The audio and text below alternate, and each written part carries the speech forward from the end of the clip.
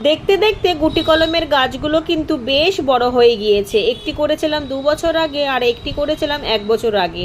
সবই তো আপনাদের সাথে শেয়ার করেছি ভিডিওর মাধ্যমে। এখন সেই গাছগুলোকেই আমি ওই একই বালতির মধ্যে রিপোর্ট করব। নিচে খানিকটা শুকনো কাঠের ছিলকা এবং কিছুটা কাগজ টাগজ কুচিয়ে নিয়েছি। এরপর নেবো খুবই ঝুরঝুরে নয়নতারা ফুল গাছের মাটিটা।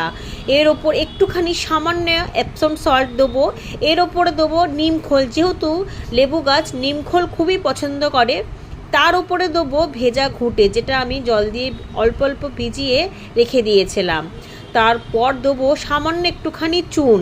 সব কিছু দিয়ে একসাথে ভালোভাবে মিশিয়ে নেব। এই দেখুন সব কিছুই দিয়ে দিয়েছি।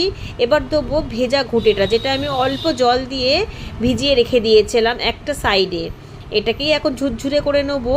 খুব ভালো করে মেশানোর পর দারুণ সুন্দর মাটি তৈরি হবে এবং এই মাটিতেই আমি লেবু গাছটা ডিপোট করে দেবো।